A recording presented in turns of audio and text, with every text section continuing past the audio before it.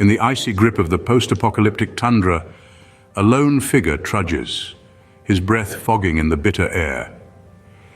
He is but a solitary traveler, navigating through the endless wasteland of the frozen wilderness. You can almost hear the crunch of his worn boots against the hardened snow, the only sound that dares to defy the otherwise haunting silence. In the heart of the woods, our wanderer finds sanctuary, if only for a moment. The flickering light of a campfire dances in his weary eyes, casting long, monstrous shadows that seem to lurk just beyond the edge of safety. His meal is a humble one, sausages sizzling on the open flame, yet it's a feast in this barren world. His mind, like his feet, wanders. It drifts to the days yet to come, the uncertainty of survival a constant spectre. The thought of his next meal, the elusive promise of clean water, these are the thoughts that consume him, gnawing at his resolve like the biting cold. Yet there is another hunger, a deeper thirst that no amount of food or water can quench. It's the longing for his family, the echo of their laughter, the warmth of their touch, all swallowed by the merciless jaws of the outbreak. He doesn't know where they are, what became of them. 3 years have passed since the world was plunged into this nightmare. 3 long years of wandering, surviving, hoping. It's a world where the dead walk and the living hide. The horror is not in the shambling corpses that roam the wasteland, but in the living who must endure, who must continue to draw breath in a world that has forgotten the meaning of life. His gaze falls upon the dying embers of his campfire, the warmth seeping away like his hope. His eyes are heavy, the weight of his reality pulling them shut.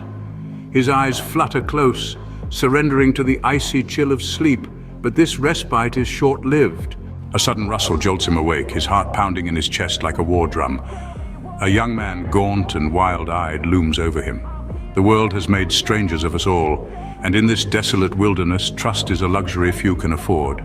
His hand instinctively reaches for his knife, its cold grip a stark reminder of the world's harsh reality. The young man flinches, his eyes widen in fear. He pleads, his voice hoarse and trembling. "I mean no harm, I'm just hungry." His words hang in the cold air, a fragile truce in the face of desperation.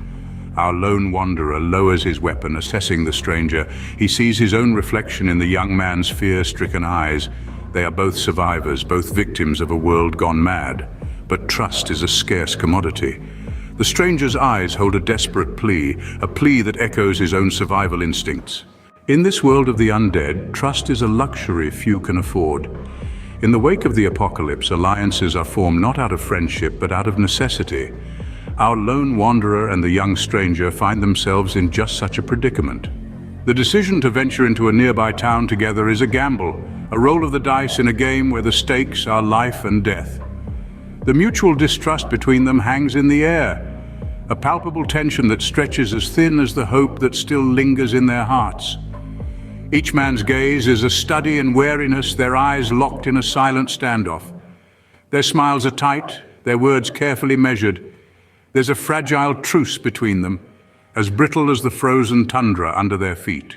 The town looms in the distance, a silent spectre of the world that once was. The very thought of what horrors might lurk within its desolate streets sends a shiver down their spines, more chilling than the winter wind. Yet they press on. They have to, for survival, for sustenance, and perhaps a chance to find answers to the questions that haunt their dreams. The dangers they might face in the town are unknown, a terrifying mystery that adds an element of horror to their journey. The undead could be lurking in every shadow, behind every corner. But it's not just the zombies they fear. In this harsh, unforgiving world, humans can be just as deadly. Their alliance is a dangerous one, a dance on the edge of a knife. The young stranger's plea for mercy, the wanderer's guarded acceptance. It's a delicate balance, teetering on the brink of catastrophe. Each step they take towards the town is a step into uncertainty, a step closer to potential betrayal. As they set off towards the town, each man is acutely aware of the knife at the other's side. Who will draw first?